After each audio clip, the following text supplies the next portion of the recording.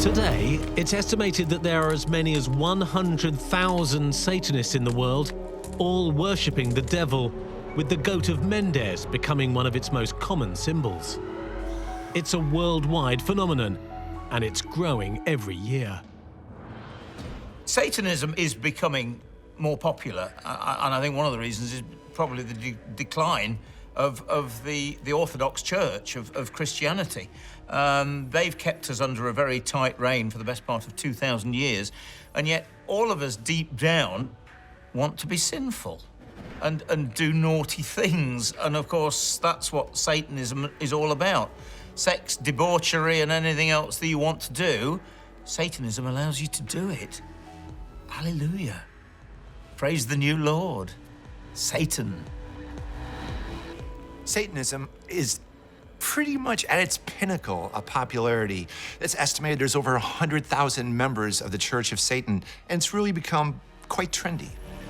We see a lot of TV shows geared towards the whole concept of, very dark, satanic, witchcraft-oriented sort of TV.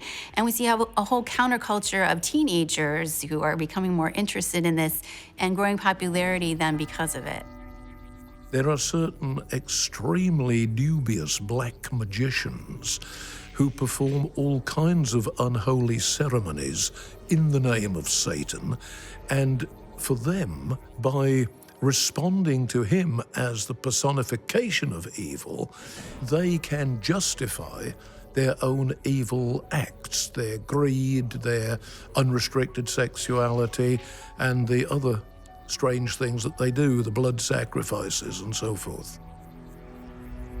On some occasions, I think that we are dealing with a mental problem, a psychosis of some kind, and if the person with that psychosis has a deep religious conviction that evil spirits exist and that one has got into him, and a priest then performs an exorcism, if he believes both in the power of exorcism and in the evil spirit as part of his psychotic imaginings, he will then feel better.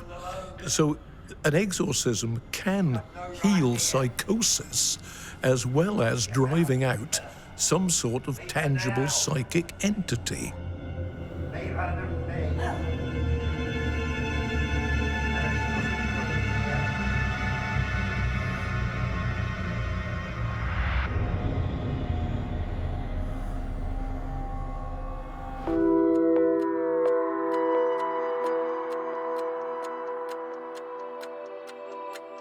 A famous Satanist was Aleister Crowley, an English occultist from the early 20th century.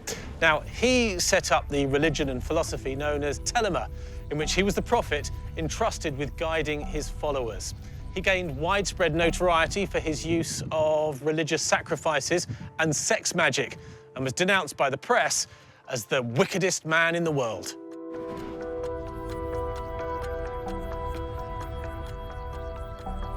Aleister Crowley was a strange man. He wasn't a Satanist, he wasn't a witch, but he was wicked, he was evil, and at the age of 11, he actually murdered the family cat. And the reason he did it was because he wanted to test whether a cat really had 9 lives. So he bashed it on the head, he strangled it, he poked its eyes out, he tried to drown it, and he set fire to it. And this was all, as he said, in the name of science. He was a strange gentleman. He was into sex and drugs and rock and roll, debauchery. He was bisexual, and he was into the occult big time. Aleister Crowley might be the most famous occultist, author, and most importantly, ritual practitioner of magic that's ever been.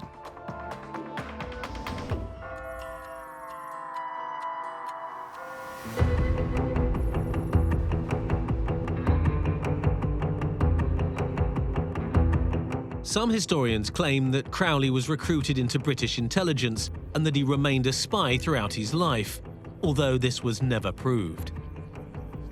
As his actions became more and more extreme, in 1920 he was told to leave Britain or face arrest. So he established a satanic commune in Sicily, where he lived with his followers practicing ritual sacrifice, sex magic, and other depraved acts. Aaron Paramore is an occult researcher who has studied Crowley in detail. He thinks he really was as wicked as he was portrayed. So what was Crowley getting up to? Well, he kind of earned his name, the wickedest man in the world, because he was a notorious bisexual. He enjoyed men as well as lots of women. He was a mountaineer. He was the enfant terrible. He took lots of drugs. He performed sexual magic, and all of this in that time frame was just considered to be absolutely off the map, off the deep end. You know, he was members of secret organisations, occult organisations. He claimed he was the Great Beast 666. And he performed various rituals. We know that he sacrificed a goat in the Abbey of Telema in Sicily. There was a rumour of a cat being sacrificed and the blood being drunk, although that probably wasn't true. Certainly not the blood being drunk. But he got up to pretty extreme things. He was into extremes, and he pushed his followers into those extreme ends as well. Even if you weren't comfortable with it, he would push you and push you and push you and push you. His magical motto is "I will endure." So it gives you a sense of what this guy is. Essentially, I think Crowley is a bully, but he bullies and pushes people, and they end up burnt out. And he's used them, and he casts them aside, and he keeps moving forward himself. He'd got devotees that were doing anything and everything that he wanted. They believed that he was talking to spirits, possibly to aliens. Whether he really was this new Messiah, or whether he was just a dirty old perv that was having it off with anyone and everyone that believed so much in him, nobody really knows.